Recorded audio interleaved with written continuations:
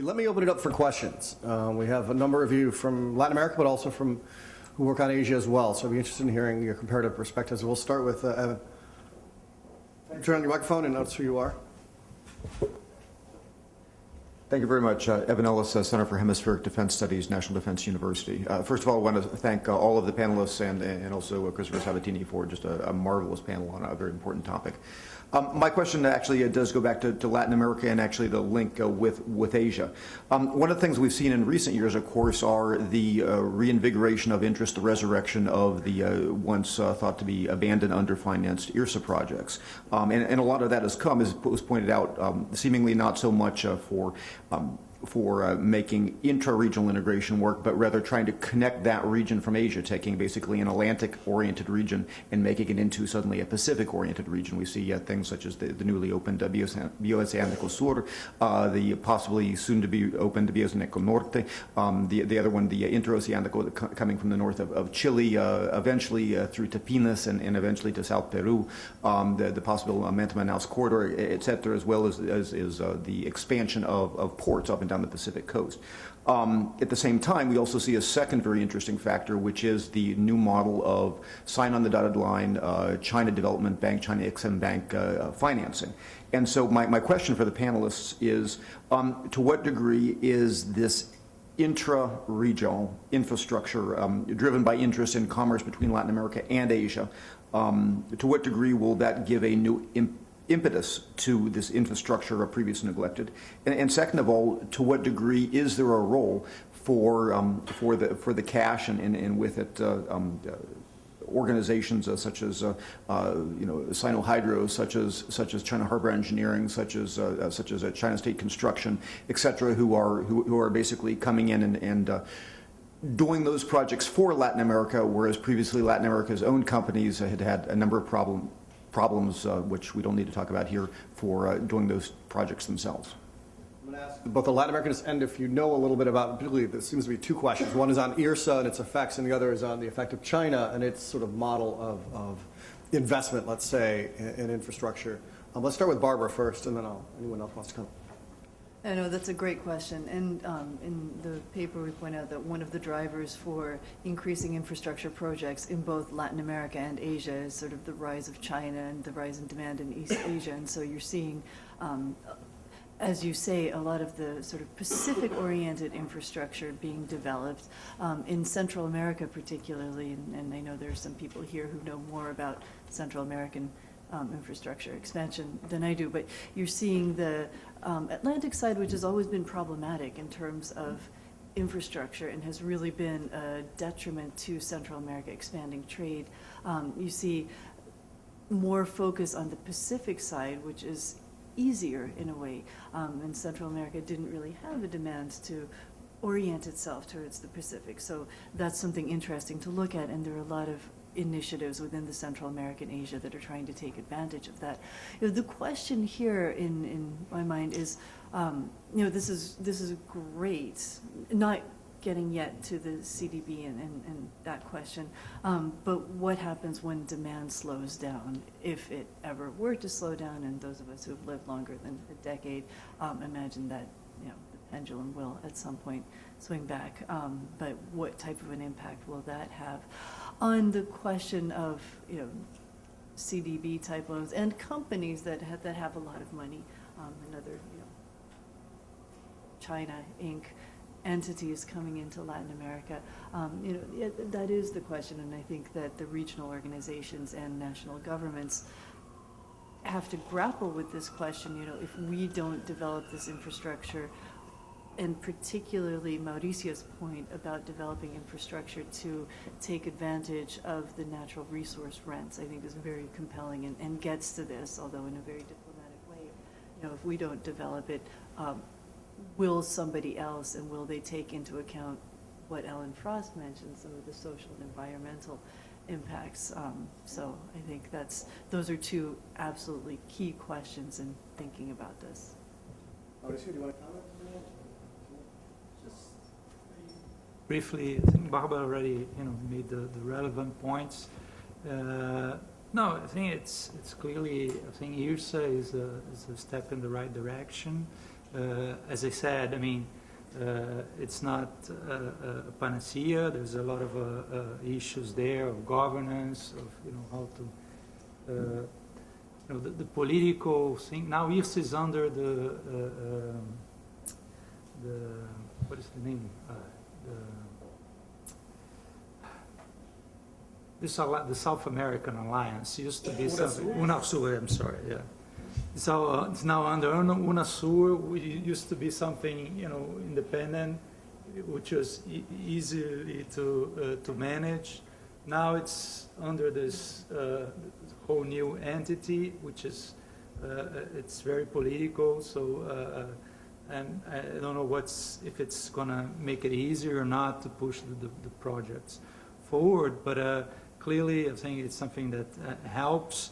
I think we also need to sort of be careful. There's a lot of hot air in those discussions. The Pacific exit for Brazil. We're going to ship soy through Peru, and people who actually did the math, the logistic guys. I mean, that it's clearly at the present conditions, it don't make any sense. It's at least 50% more expensive to ship through Peru than to ship through the Amazon or to go down to São Paulo.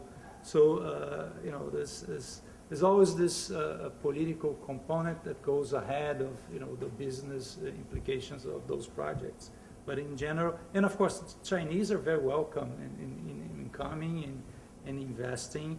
I do worry about this all state support that they get, because there are other interests in the region. I mean, Brazil, it's in there. I mean, Mexico, they all have their construction companies, and when they see the CDB, the Exim Bank offering, they also want to match those offers, and so sort of start this race, which I don't think it's helpful to anybody.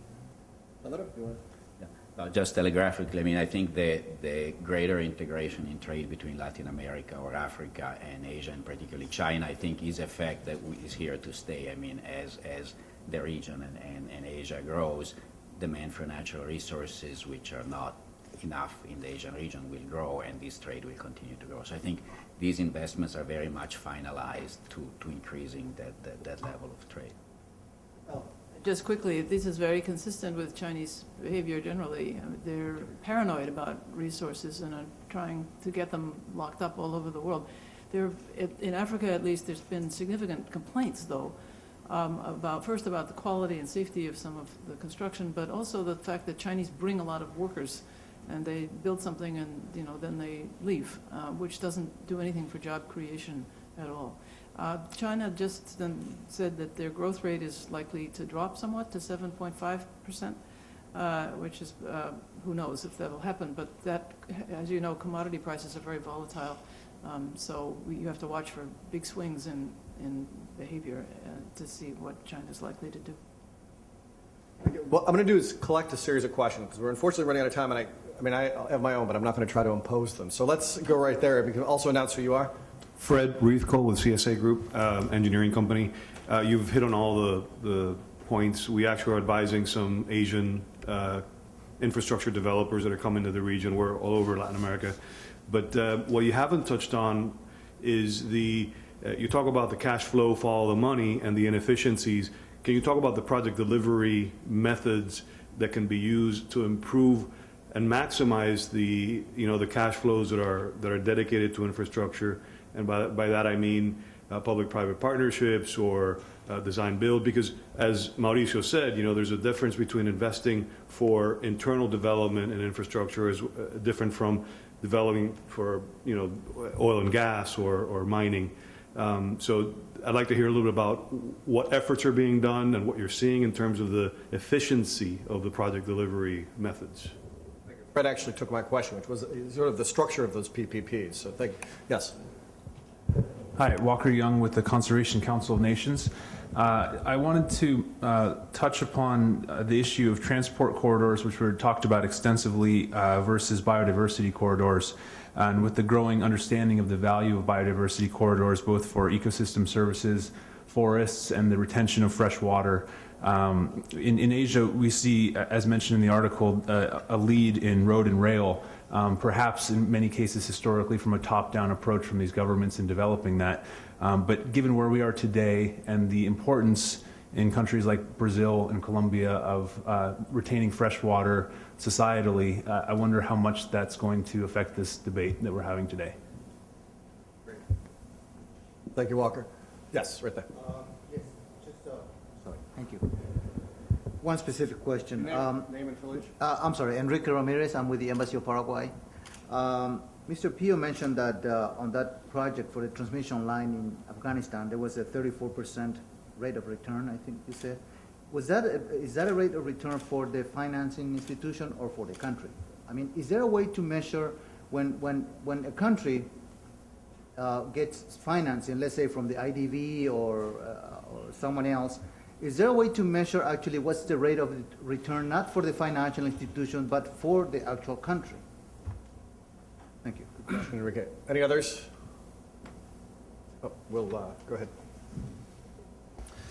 Thank you very much. Very interesting presentation. One question going back a little bit to the history of the region that Mauricio laid out of the import substitution impact that had. Another impact that I think at least that policy had was the empowerment of labor unions in parastatals and in government agencies, which in some cases were very nationalistic, other cases simply ideological. Maybe they've transformed into self-interested entities more than either of those now, I'm not sure, but to what extent does the continuation of empowered labor unions in major sectors of certain economies inhibit the development, particularly of private sector-led infrastructure development? That was David Nelson from GE. Yeah, I'll introduce you. So labor unions, go ahead. One last one. Melissa San Miguel from the State Department.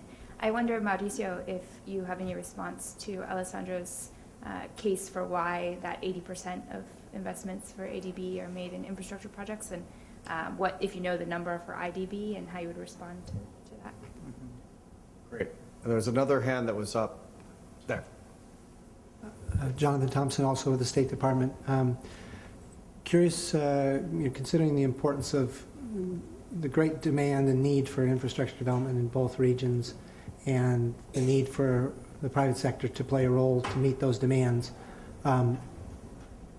the opportunities and challenges that exist there, recommendations for the private sector for trying to help meet those needs. I mean, obviously there's lots of challenges, but considering the challenges, what can they do? What should they be doing? U.S. private sector in particular. Okay, let's open it up. And also, Sandro said he has lots of lessons learned that he wants to share. So I'll give you, in your answers, you can weave those into your answers. So just quickly, we had Fred's question about sort of project delivery. How do we maximize that? How public-private partnerships. Let's get inside some of these projects and see how they work. There was Walker's question about transport corridors, but also biodiversity. Enrique, good question on also the rate of return measured for countries, more than just investment. David, labor unions also want to, effective labor unions also want to add in their sort of land use issues, which is sort of a very much a conflict issue recently. Melissa asked about 80% in IDB, and last, John, was the recommendation for what the private sector can do. So we will actually go in reverse order here. So I'll let Ellen go first, if you have any comments. I only want to comment on the last question about what can the private sector do. I think the example of telecom and computer technology and so on, information technology, that I mentioned ought to be replicated. I think the private sector ought to form very strong coalitions across the board and press their governments in a coordinated way, rather than having an outsider, the United States or a bank or something, lecturing to these people. I think the private sector lobbies ought to be strengthened and coordinated. Reverse order will then go to Sandra. Okay. I think on the two questions of PPPs and project delivery, I think we were raised by two of the questions. I think, broadly speaking, one of the things we find is that there needs to be some awareness built in the region. I think we've been doing a lot of work working in India, for example, with not only state but also provincial governments, trying to get them acquainted with the idea. I think so there is a sort of an education and cultural process there.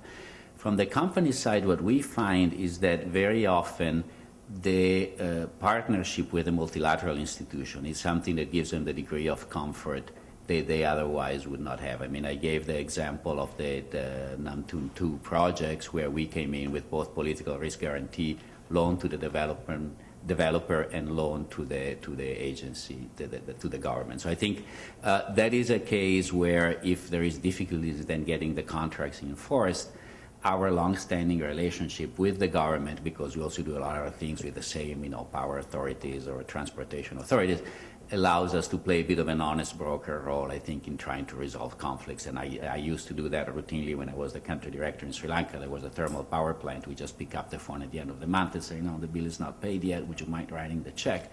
And so the kind of things that sort of helps a little bit, I think, make sure that, without doing anything untoward, but it sort of makes sure that building on that relationship, we're able to do that. So I think that is one thing. The other is that I think increasingly, at least, we're making some experiments at developing funds that can then invest in this infrastructure. So not only ADB funds ourselves, but we have an ASEAN infrastructure fund that we recently funded, for example, which is an ulterior way through which private sector can invest not only in actually projects, but even from a financial point of view.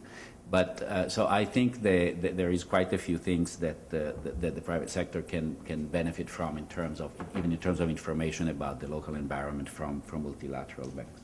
On the biodiversity corridors, I think that's a very good point. And actually, we only focus on infrastructure here, but we have, in terms of cross-border health, cross-border environmental issues, and so forth, we have a whole series of programs in GMS, but also in other countries that are addressing those. I think we should not forget those because, of course, biodiversity doesn't respect national boundaries very strictly. So I think that's a very, very important point.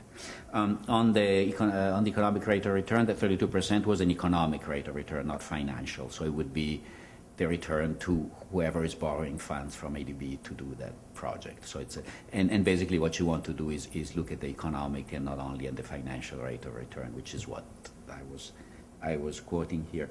On the lessons learned, if I can just very briefly, I would maybe just mention four. The first one is that regional infrastructure in general and regional infrastructure in particular is definitely not a sprint, it's more like a marathon. And so you have to pace yourself for the long term and for the obstacles. So this is where I think even our private sector colleagues have to be aware that it's not an easy road, it's very bumpy, it takes time. I think you have to have patience, but it does pay rewards at the end. The second is that I think, and this is something our inter-American colleagues might be interested in, is that we were able to set the bar a bit low in our regional cooperation initiative. We say anything that involves at least two countries, we consider it regional. It doesn't have to be something that the whole region or the whole grouping has to agree before it gets funded, number one. And number two, we actually gave concrete incentives. In our program, we said, if you do have a regional project in your program, you'll get funds above and beyond what your national allocation would be. That was a pretty good incentive. Now we actually have a system where we earmark 10% of our soft funds for regional projects. It was 5% in the last replenishment. We're now going for 10%. But we do ask each country to put in $1 for every $2 that we put in as a regional fund. So we are incentivizing the buy-in to make sure that the project is actually a project that the country wants. Third thing I would say is that we found that starting with the hardware and then adding the software works better because you have something concrete that people see. You do have the road, the trucks are getting to the border 5 hours earlier. It makes a much stronger case for saying, well, let's not make them wait here 24 hours. Let's find a way to make them get through the border quickly. But a lot of our member countries, I find, until they had something they could actually touch and feel, all these fuzzy notions about cooperation and integration and so forth, they wanted to see the road, the asphalt on the ground or the transmission line. Then you can talk about the soft. But the soft side is critical. It can be more effective to do a cross-border agreement than to add a lane to the highway, because if that's where the truck gets stuck for 24 hours, shaving 3 hours off the traffic flow is not going to do it. So I think the soft part is very important, but I think you have to start with the hardware. And finally, maybe you do need an honest broker. That's a role we saw ourselves playing, is being able to bring different parties to the table and eventually try to get them to agree and to be seen as somebody that's not taking one side or the other, whether it's one country versus the other, or the private sector versus the government sector, or the development. I think that's an important role for these sort of bottom-up approaches. Thank you. Mauricio. Thanks. Just going to concentrate, since my colleagues have already covered most of the ground, just on the labor union and the IDB share of investment. On the labor union, yes, I mean, I think we do have labor unions. We do have to listen to them, and I think this is one of the issues that sets us apart in terms of pushing some of the infrastructure investment, like has been in countries like China. So I'm not worried about that they are there and they're voicing their concerns. I'm more worried about this current wave of nationalism, which is not just the labor unions, the private sector. There's this alliance, particularly in the Southern Cone, which is somehow built as a response to the China threat, but which is pushing the policy in the same direction that we had in the 70s and 80s. I mean, trying to raise local content to levels which are, clearly not feasible. I mean, that's just not transportation, but energy. I think energy is a clear case. I mean, a country like, a firm like Petrobras, for instance, is pursuing something like 80–90% of local content, which only increases enormously the cost of exploiting those resources. And you see that in transportation, there's this restriction on cabotage transportation has to be done by law, which again, I mean, only increases the cost enormously. So I do see this as an issue.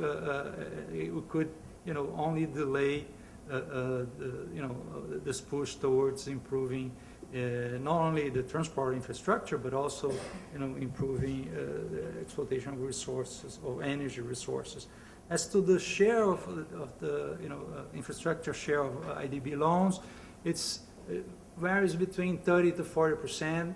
It's a big component that it is social issues. It goes to education, health, building, the government and institution apparatus, which reflects to a great extent the demand from the countries. They have a huge demand, and of course you cannot say that social issues is not it's not a priority for the region. So and we try to balance those needs in this way. Barbara. Just to summarize, I think that some of the questions you've asked underscore the complexities of this issue and also the future research agenda. Obviously, there's a lot. My colleague and research analyst, Martin, has been pushing to include more of the biodiversity component and some of the social issues. Obviously, one is limited in scope and what we can do in one paper, but certainly these are all issues that perhaps could make their way into other research agendas. So Martin will start working on that. I think it's been a very interesting discussion. I did want to point out, or to, I guess, apologize to Mauricio. I certainly didn't mean to be beating up on the Inter-American Development Bank in this. This was, we looked to East Asia particularly. You want to take lessons from the regions that have good indicators, and also the IDB actually has been on the vanguard of doing research on this issue. So, if it was a criticism, it was a pretty hollow one, since in my bibliography you're featured prominently. So I recognize that we're out of time, so I will move this to you. I did want to thank Chris Sabatini and his team for these very interesting events. I think they've been fruitful. The fact that there are still people here 15 minutes after the event has ended is a sign that there is interest in this, so thank you very much. And Thank you. There's still pastries left. So. Yeah. Thank you very much for attending. We just finished a research paper last week, and the researchers were asking me, how do we end it? And I was tempted to say, the way we end every research paper, more work should be done. We didn't, actually. But I think we can follow this point, but I think what we do have is a sense of the sort of finer grain of what that work should be done in terms of understanding the PPPs and the returns, understanding the structure of how concessions are given and the role of inter-regional banks, as well as understanding, which didn't come up, was the role of the Trans-Pacific Partnership and TPP, what effect that will have on all these, whether it will have a distortionary effect or a salutary effect, we don't know. And in fact, I mean, that's in part what we do with America's Quarterly, is try to spark these discussions, but also try to, in addition to research, is engage in a little bit of advocacy. So some of the issues that came up, whether it's inclusion of biodiversity corridors, but also issues of exposing questions about Chinese investment, or raising and looking deep within the black box of how these concessions are made, is something that I think we very much should do, but also talk about how the private sector has a certain responsibility in this. It's not just development banks, it's not just governments, but the private sector has to advocate for them as well. So I'd like to thank the GE Foundation for their support in this, and thanks for coming, and thanks for staying late, and hope to see you all soon. Bye-bye.